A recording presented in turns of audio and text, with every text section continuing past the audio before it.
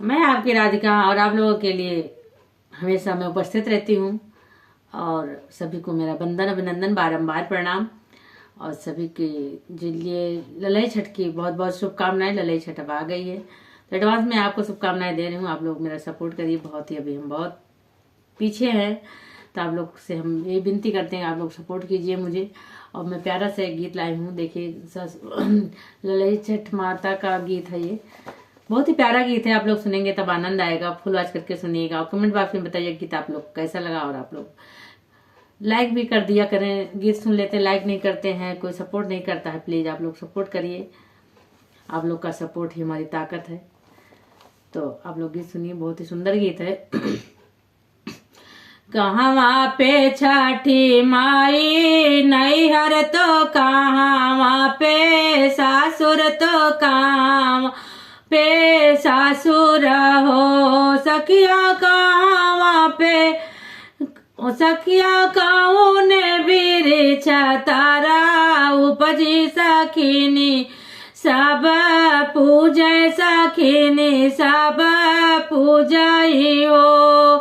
कहाँ पे छठी माई नैहर तो कहाँ पे सासुर तो कहाँ पे सासुर हो सखिया कौन बिरिछ तारा उपजी सखिनी सब पूजय सखिनी सब पूजई हो। सखिया कौन बिरिछ तारा उपजी सखिनी सब पूजय सखी सब पूजई हो।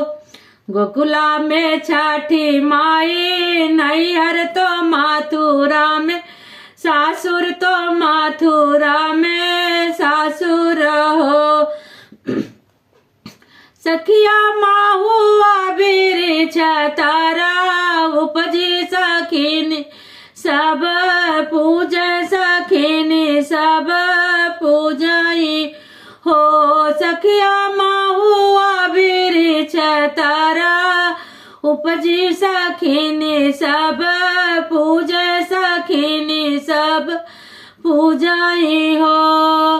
गोकुला में छठी माई नैहर तो मथुरा में सासुर तो मथुरा में सासुर हो। सखिया माहुआ बिरिछ तारा उपजी सखिनी सब पूजय सखिनी सब पूजई हो। कियहू का दी मैया एक लाला के हुका दुई लाला के हुका दुई लाला हो। मैया हमाहू बाजनिया रहे ठाड़े चिता में नाही हमका चिता नाही हमका हो। मैया हमाहू बाजनिया रहे ठाड़े चिता में नाही हमका चिता में नाही हमका हो। केहू का दे मैया एक लाला के हुका दुई लाला के हुका दुई लाला हो। मैया हमाहू बाजनिया रहे ठाड़ी हमारे नाही चितवाए हमारे नाही चितवाई हो। तो देखिए, जब माता से अर्जी करें हे माँ ऐसी ऐसी बात है, आप हमारी तरफ भी एक बार देख दो, हमें भी दया दृष्टि डाल दो।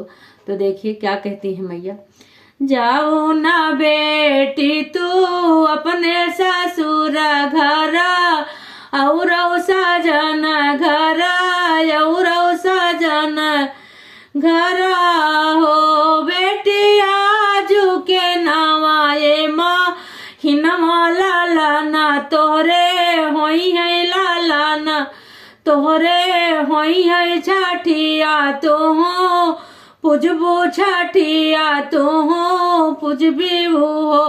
बेटी आजू के नवाए माँ हिनमा लालाना तोहरे होई है लालाना तोहरे होई हाई हो बेटी तू हो छठी खूब पूज बुलाला नावा खे लई बुलाला नावा खे लई भी हो। छठ माता ने आशीष दिया। जाऊ ना बेटी तू अपने ससुर घर और साजन घर और साजन घर हो बेटी आजू के नवाए माही नवा लाला ना तोरे होई है लाला ना तोरे होई है छठी तू पूज बोलाला ना तू खेल भी हो। 8 महीना नवो बीतल न बीतायु न पावो तो बीतायु न पावाई हो। सखिया तिरिया के जाना मेला लनवा उठाना लागे सोहर उठाना लागे सोहर। सखिया तिरिया के जाना मेला लनवा उठाना लागे सोहर उठाना लागे सोहर हो। 8 महीना नवो बीते तो बीता हो ना पाए तो बीता हो ना पाए हो। सखिया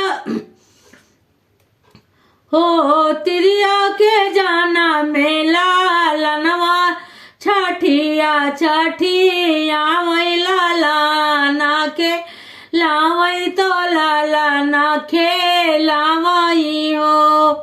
बीतल सामुना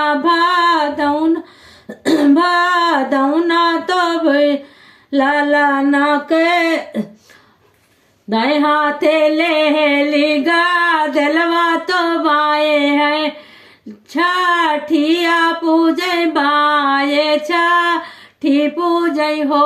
बहनी आई गई सारी गोतिनिया तो सोहर गा वावई तो सोहर गा वावई हो। बोलो छठ माता की जय। मैया सभी को ऐसे देना, खुशियां भरना, सभी को सबकी गोदी हरी भरी रखना। बोलो छठ माता की जय। आप लोग को गीत कैसा लगा कमेंट बॉक्स में जरूर बताइएगा। बहुत मेहनत से वीडियो बनती है तो आप लोग सपोर्ट करिएगा। एक लाइक से कुछ नहीं जाता, एक कमेंट से कुछ नहीं जाता। वीडियो फुल वॉच करके देखिएगा। आप सबका सपोर्ट हमारी ताकत है। सभी बहनों का मैं कहती हूँ।